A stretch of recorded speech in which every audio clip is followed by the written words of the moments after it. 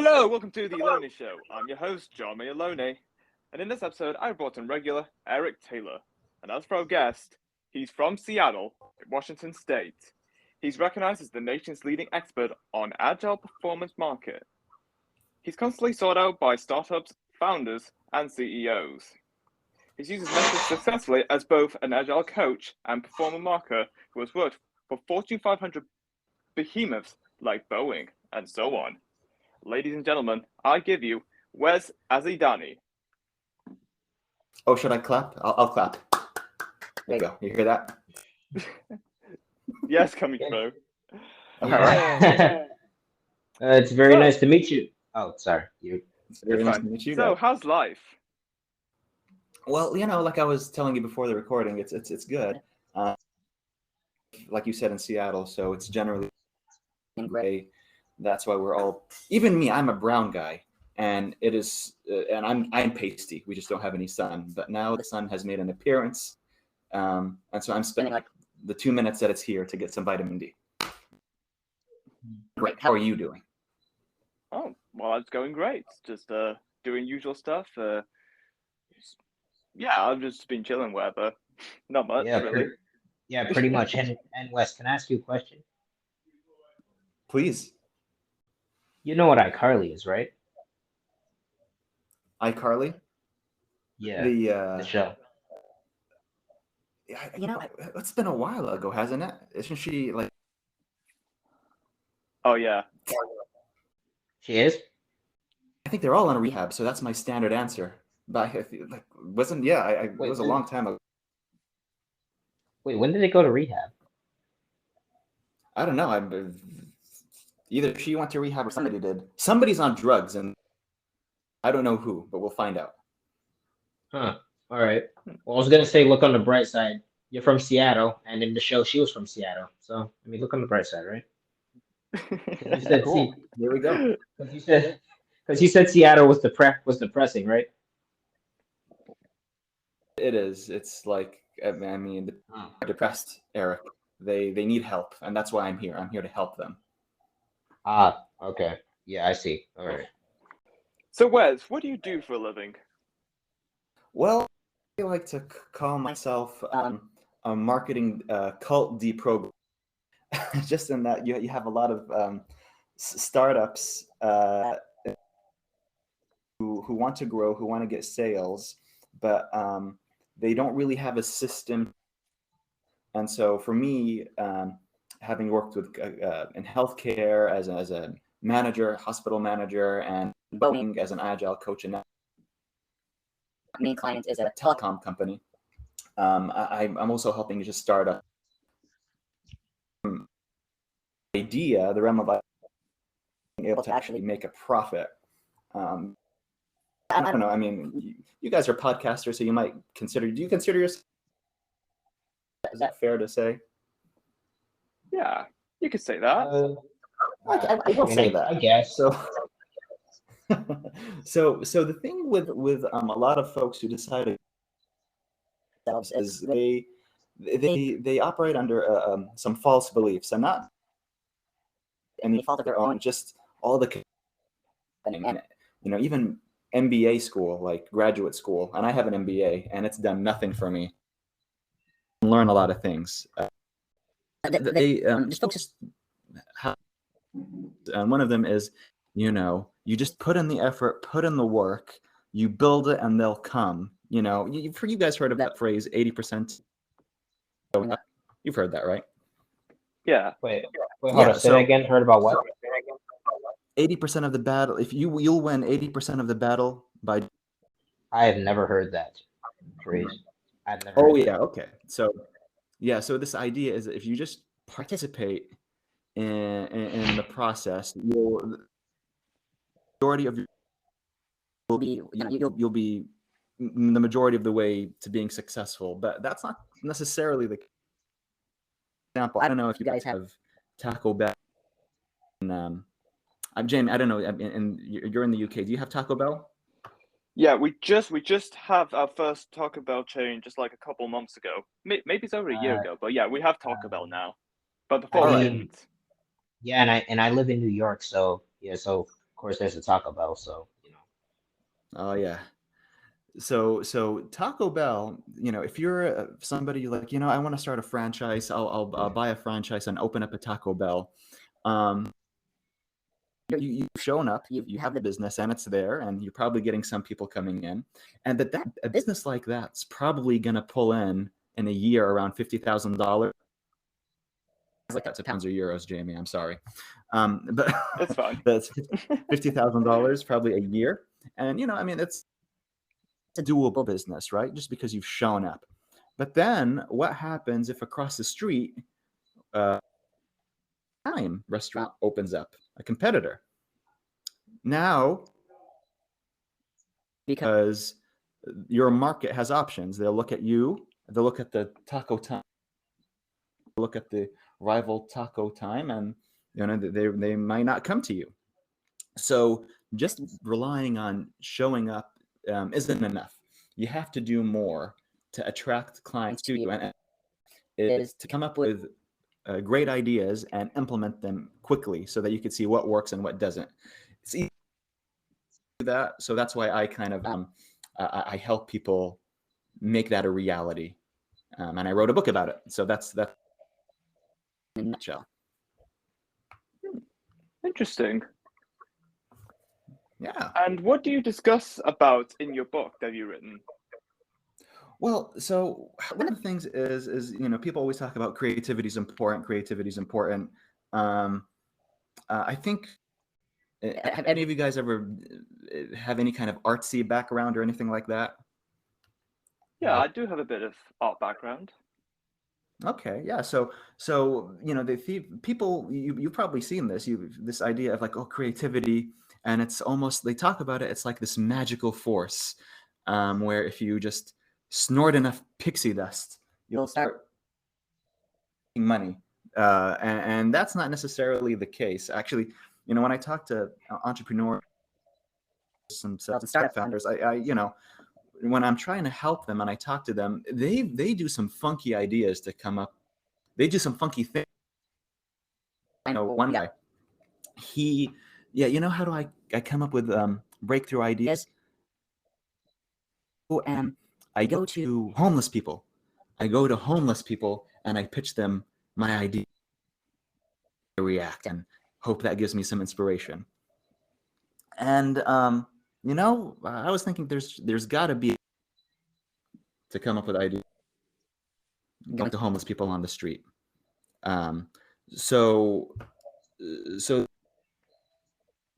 they'll not a lot, but some of them will actually do drugs like DMT and things like that to get a trip.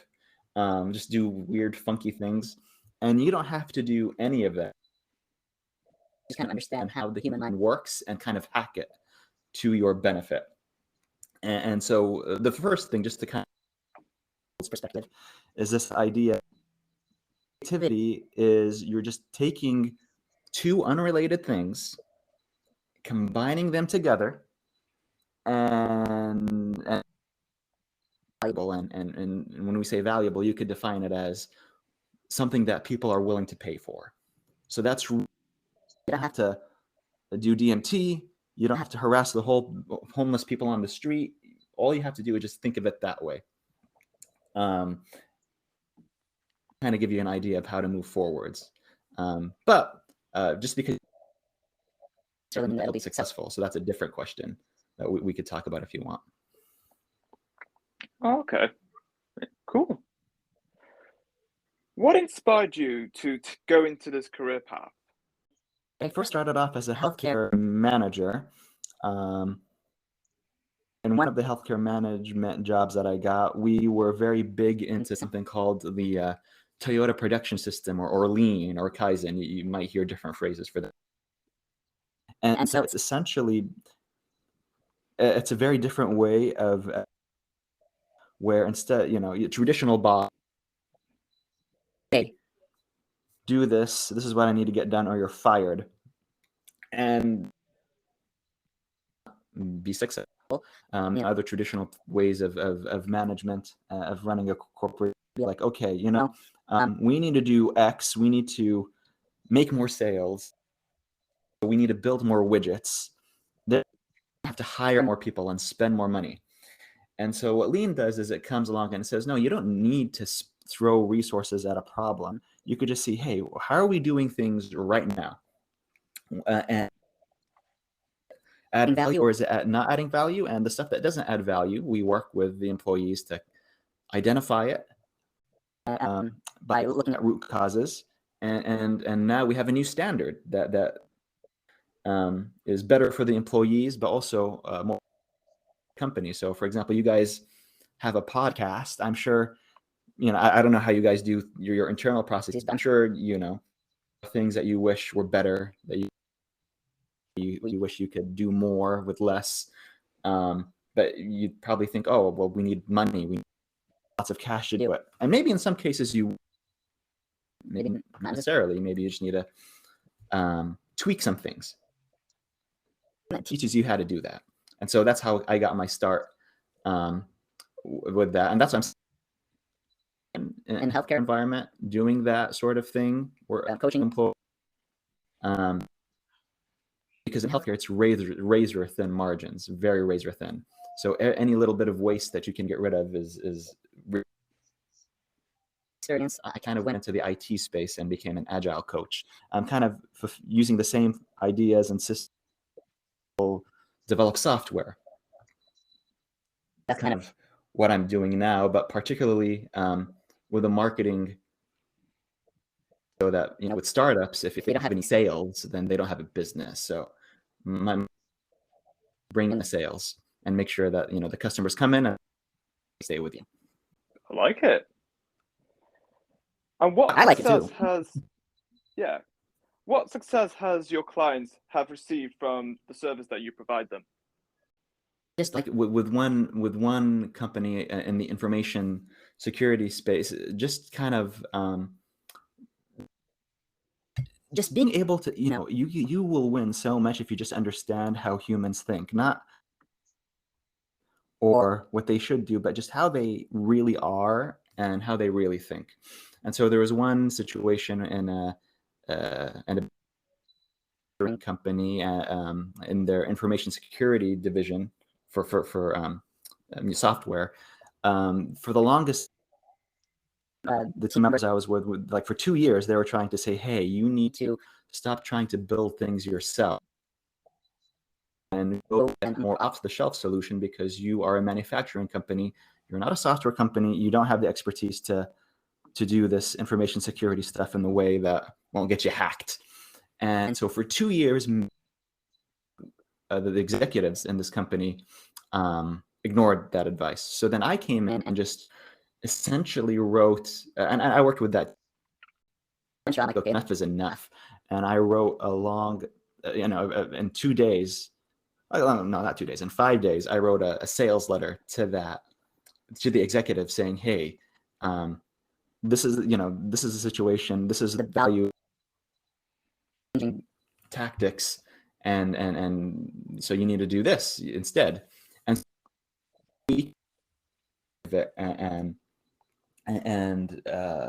went down the direction that we wanted in the letter that I wrote. Because if I realized that, with the human mind, it's not about does the data, does the math work? It's about the emotion. So if you can use sales skills to by the throat, figuratively speaking, and shake them and say, hey, things are bad, you need to make a shift. They will, if you know what buttons to push. So that was one thing. And also with this data as this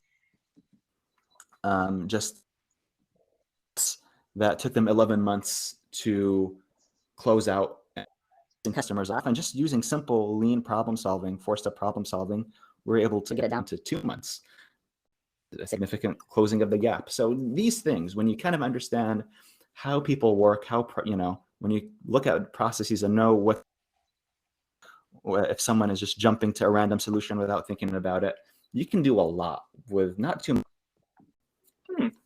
Great. What were the high and low points as working in the profession that you work in? The high and low points.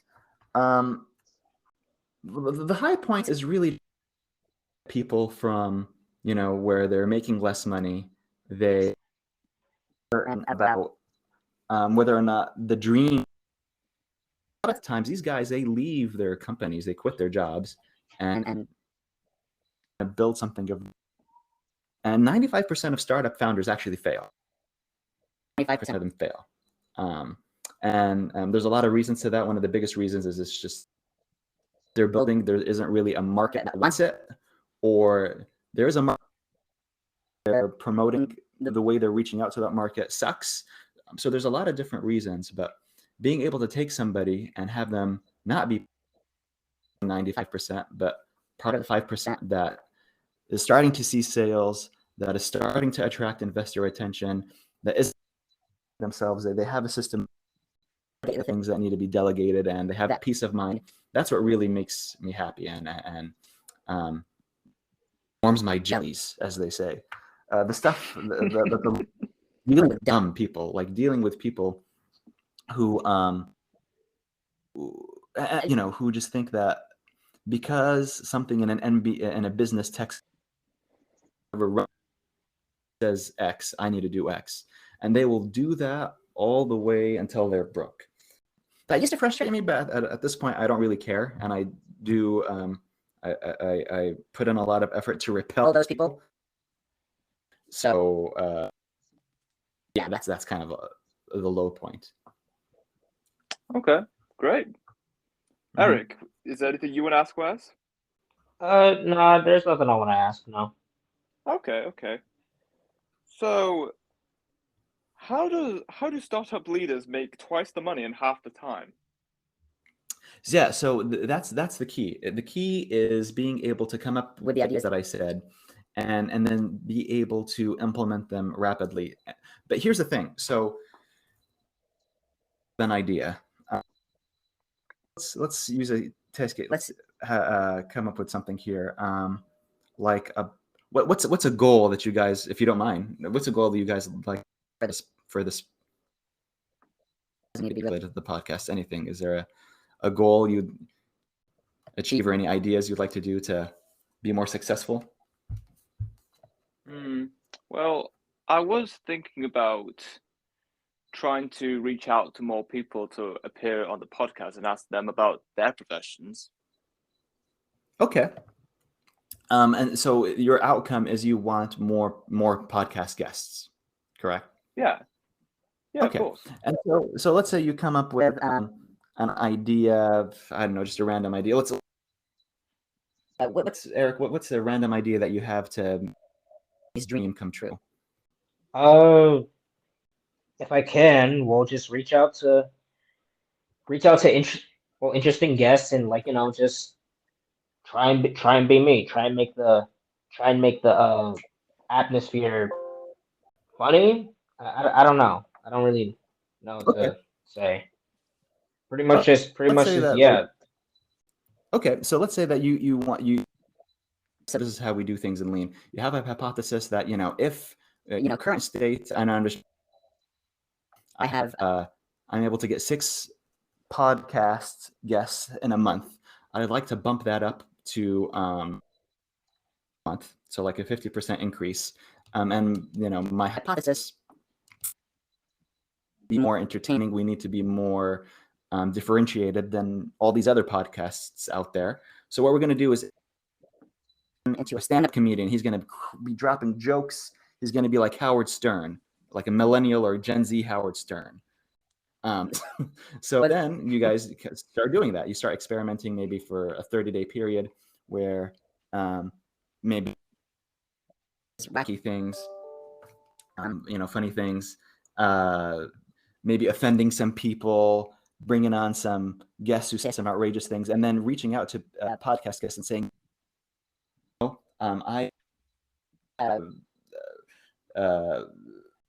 performers on my podcast, things with a seal. Check it out if you're interested in joining our podcast. And you see, like, okay, is that test of change bringing in those 12 guests a month, or is that not? And then and if it works, then you'll have hit your 12 guest a month goal, and you're on your way. there's a process for doing root cause analysis and going from there. So at every point, but without having to necessarily spend too much money. So that's really like, that's a very the use case of your podcast that you can make twice the money in half the time. But also like that 11-month gap, that, you know, the 11 months to 2 months that I talked about, that was all not just time saved, that was money saved.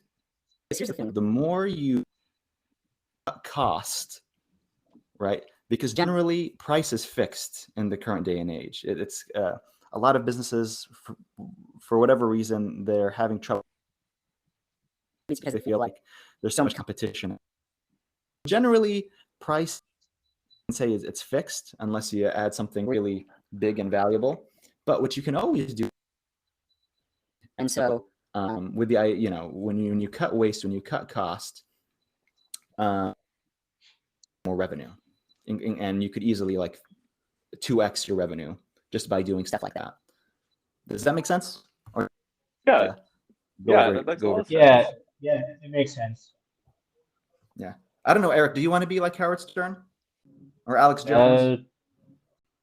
I don't really want to be like anyone. I want to be me. Thing to do. That's awesome. By the way, like I agree.